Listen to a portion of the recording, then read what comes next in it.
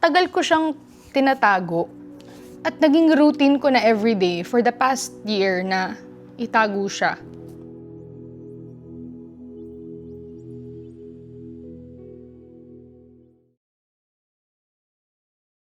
Hi friends! At first, I was debating with myself where to post this story time, kung sa TikTok ba or dito sa YouTube. Because I really owe an explanation on why I've been gone the past few months. Pero sa TikTok active ako. Kasi madali lang gumawa ng short form content doon. So, mas may utang ako dito sa YouTube. But at the same time, I'm getting questions on TikTok since that's where I post and since that's where people see me, doon ako nakakatanggap ng mga questions. So, i-redirect ko siguro kayo dito. Because this is where I began. At andito yung mga OG, andito yung mga kasama kong lumaki.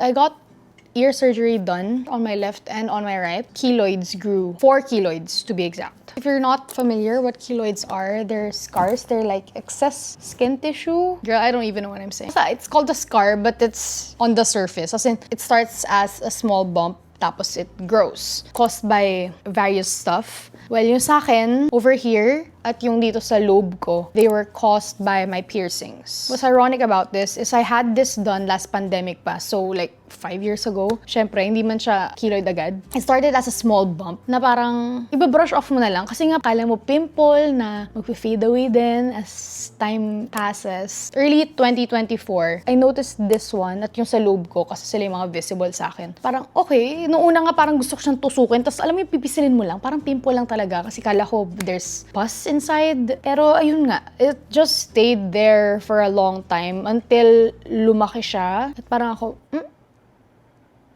I'm gonna post pictures. I'm gonna post, ang dami kung ano-anong content.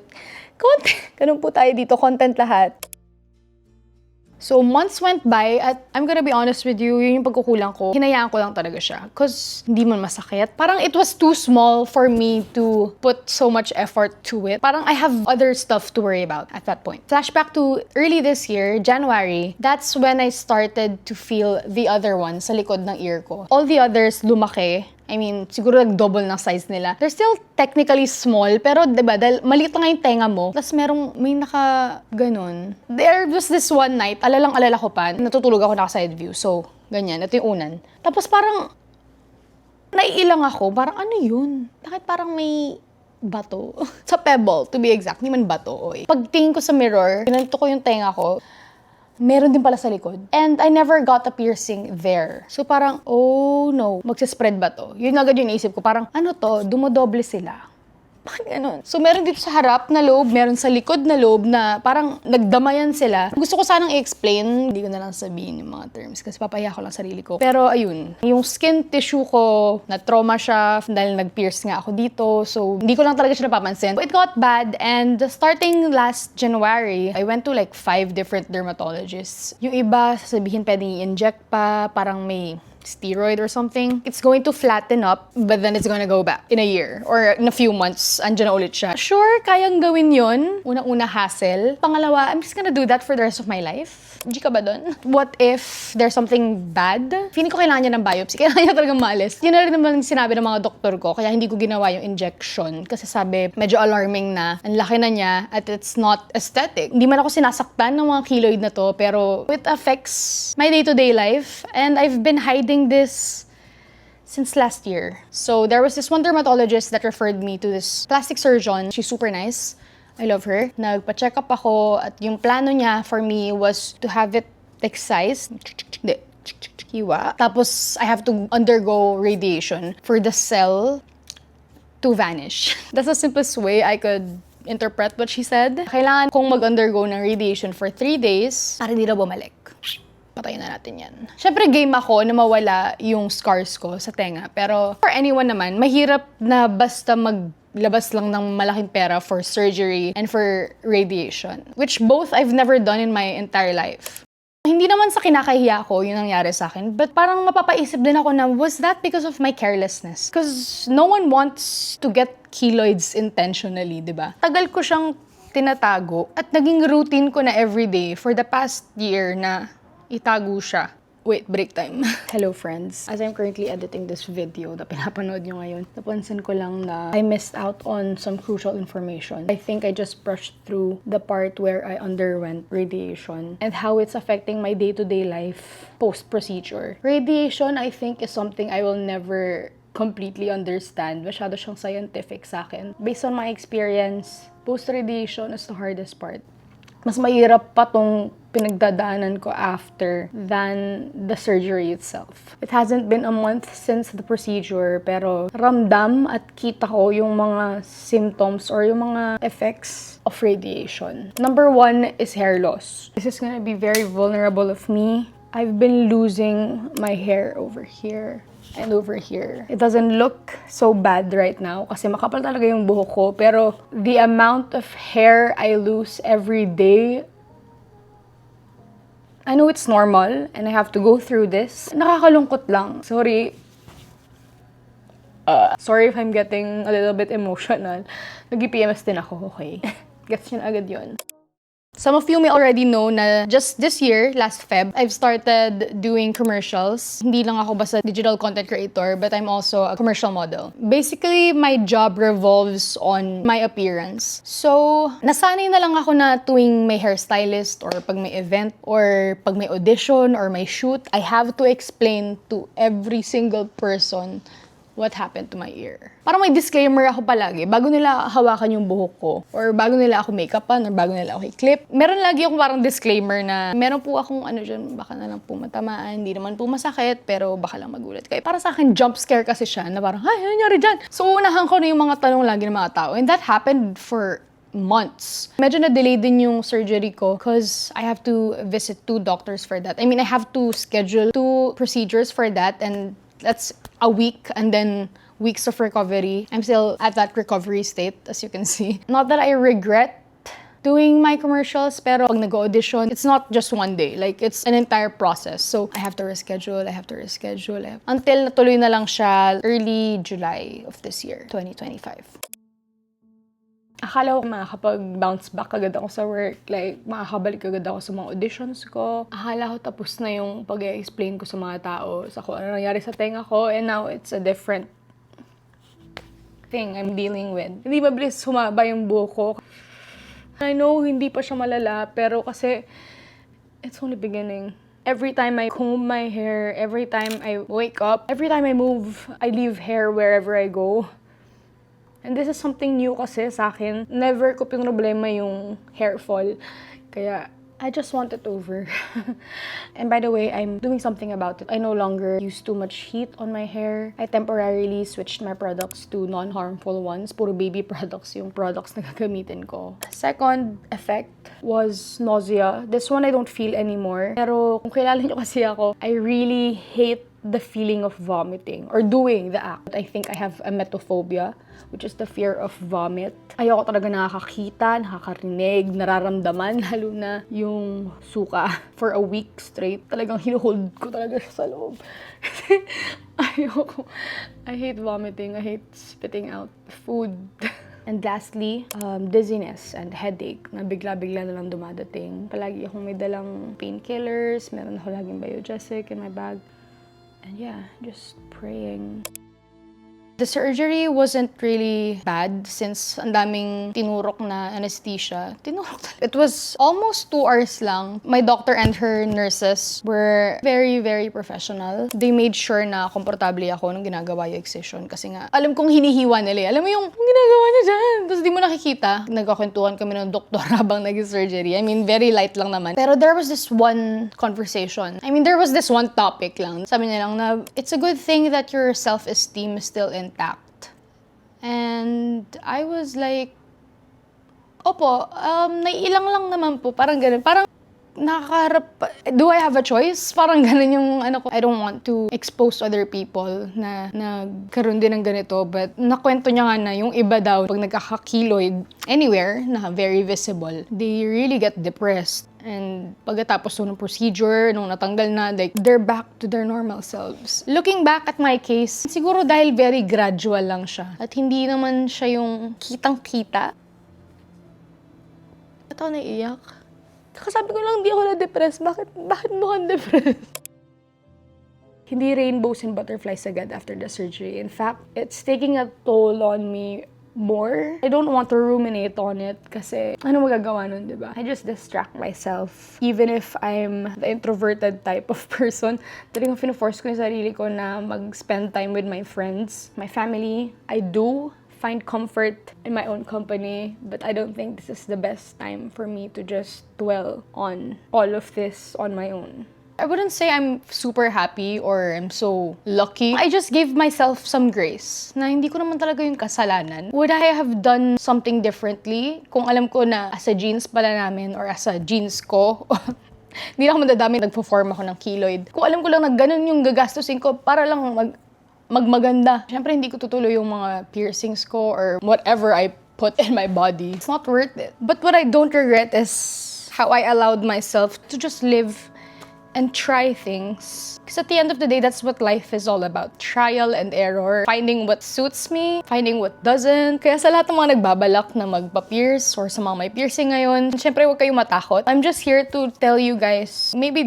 do a little bit of research or background check on yourself. Kaya ba ng katawan? Because I know I'm not the only one. What happened to me isn't original. Alam kong may ibang tao na nagkaka-keloid din. Not necessarily just on their ears. And not even just keloids or scars. We have our own insecurities na hindi naman talaga self-inflicted. Importanteng alagaan natin sarili natin at yung happiness natin, alagaan natin yan by not doing everything on impulse. We have to be smarter with our choices. Sorry kung medyo nagiging ate mode ako, pero I just want us all to avoid mess-ups as much as possible. Hindi lang maging mas masaya, pero para na rin makatipid. To be honest, let's be real. Life happens and this is just one of many mistakes I'll ever do in my life. Me again, saglit lang to. Baka lang kasi may mag-comment. This entire procedure was not covered by PhilHealth or any HMO because it was a cosmetic surgery. But anyways, sana naintindihan nyo. Kung hindi siguro i-ChatGPT nyo na lang to. So yeah, I'm back on YouTube. Comment down below what you want to see para ako nag-come back ulit sa YouTube. So I'm super excited. I'm super pumped. Pagpasensyahan nyo na lang kung medyo delayed yung upload ng iba kong videos dito sa YouTube. Kasi nga,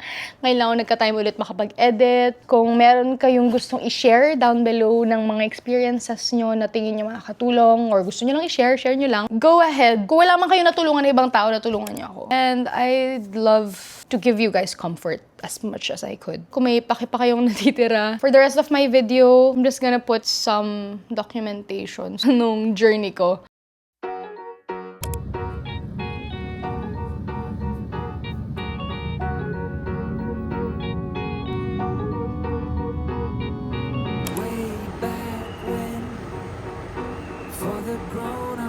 With one best friend, it was easy going road.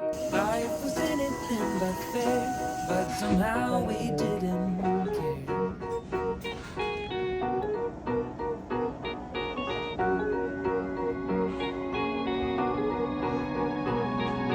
Way back then, we saw all the movies on a big screen. To pay the price, we snuck in through the back, hearts racing as the lights went bright. Hold up,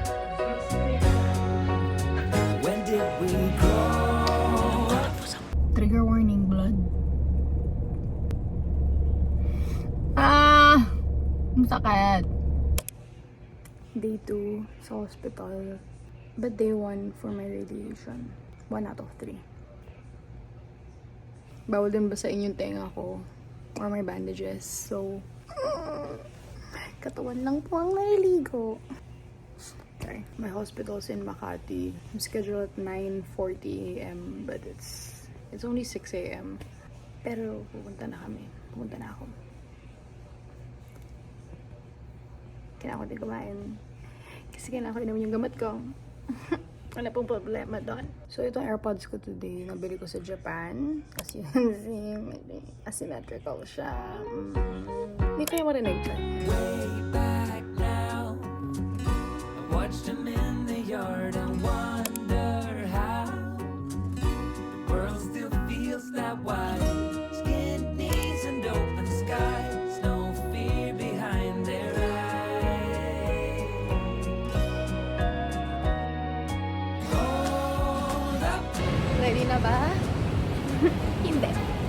honest, ang sarap lang talaga sa feeling na magtali ng buhok kasi walang may alam nito pero more than a year na akong hindi nag-hypo-me.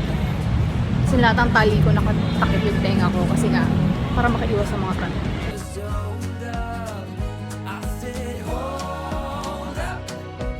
Day 1. Radiation doon. Nangalay lang ako kasi 30 minutes bawal gumalaw. But uwi na agad. I'll be back tomorrow and the next day. And the next day. I guess this is my new home.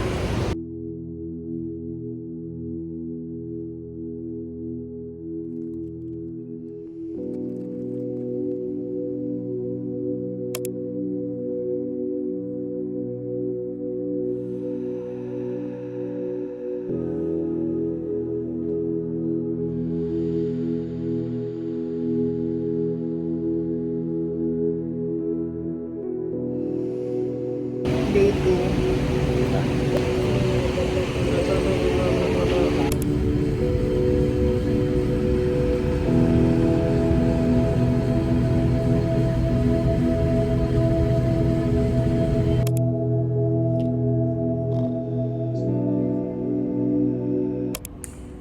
Last day of my radiation today.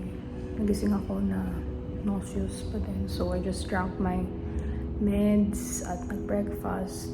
But I still feel sick. At first time kong basahin yung buhok ko after 2 days. Dry din ang balat ko. Ewan ko kung dahil ba siya sa weather, dahil ba siya sa procedure. I don't know. I'm kind of getting good at putting my bandages. Pwede na akong nurse. Not that easy, girl.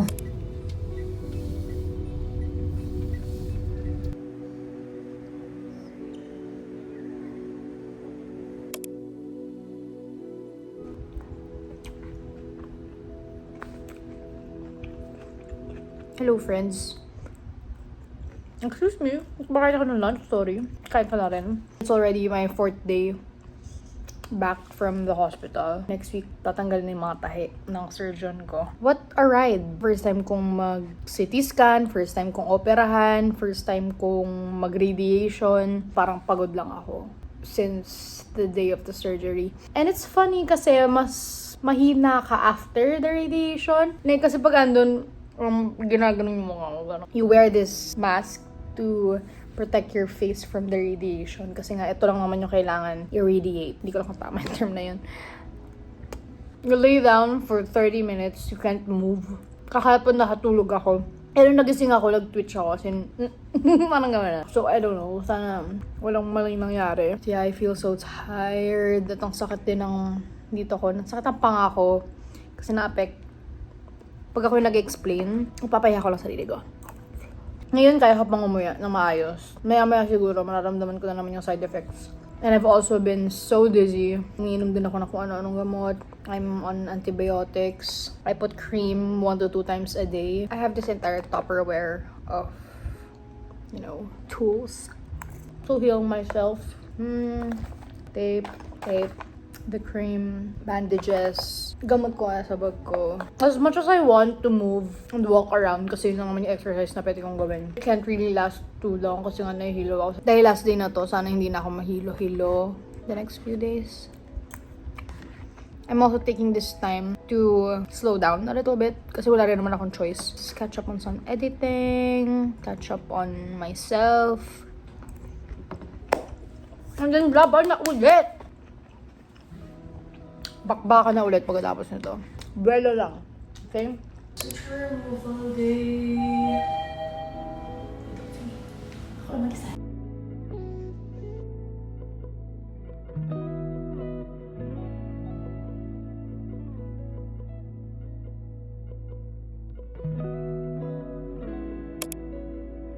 Yung nag-radiation ako, nag-CT scan din ako a few times. I don't know if you guys are interested, but my radiation results were shared to me. Kita yung dosage sa bawat part ng tenga ko, which is so amazing. Since they were just like an inch, it didn't need so much. But again, that doesn't discount me from experiencing the symptoms after. Yeah, para akong sirang plaka, pero just be mindful. Ponder on your decisions more. Hindi lang sa piercings, but also on other aesthetic things that you want to alter. If you're someone who's going through something similar to this, let me just remind you to be kind to yourself. We'll get back on track. Nandito lang din ako if you need kausap, kung gusto nyo lang magkwento, feel free to message me anywhere on my socials. Kung gusto nyo lang mag-rant, go ahead. Yun lang.